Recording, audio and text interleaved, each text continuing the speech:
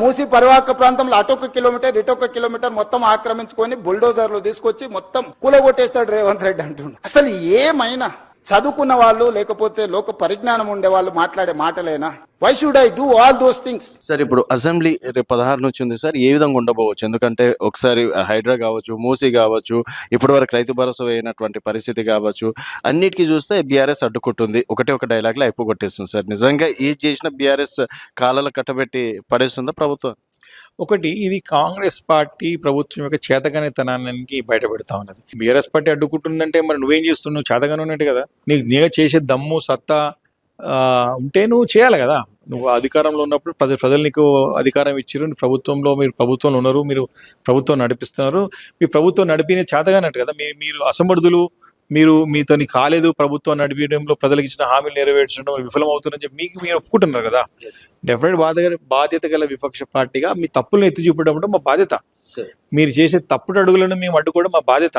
మీరు దాన్ని చక్కదిద్దుకొని సరిదైన మార్గంలో వెళ్తే ప్రజలు మిమ్మల్ని ఆదరిస్తారు.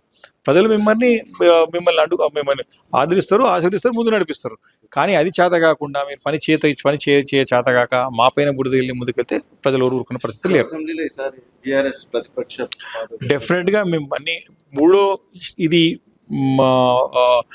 బడ్జెట్ సమావేశాలు కాబట్టి ఇది చాలా కీలకమైనటువంటి బడ్జెట్ సమావేశాలు, ప్రభుత్వం యొక్క పనితీరుని బయటపెట్టేటువంటి బడ్జెట్ సమావేశాలు కాబట్టి వారు చేసిన తప్పులన్నీ కూడా ఎత్తి చూపుతాం. వారు ఇచ్చిన హామీలన్నిటి కూడా తేటతెల్లం చేసినట్టుగా నిరూపిస్తాం. వారు ప్రజలు ఏ రకంగా తప్పుదో పట్టించారో తేటతెల్లం చేస్తాం. తప్పకుండా ప్రభుత్వాన్ని నిలదీయబోతా ఉన్నాం. ఒక ప్రైవేట్ బిల్ కూడా ప్రవేశపెట్టడానికి కూడా ప్రయత్నం చేస్తా ఉన్నాం. ఇవాళ మాట్లాడుతున్న వాళ్ళు దాని పక్కన నివసించగలరా? ఇవాళ అడ్డుకుంటున్న వాళ్ళని ఒక 3 నెలలు వాళ్ళ కుటుంబ సభ్యులతోనే అక్కడ ఉండమనుండ్రి.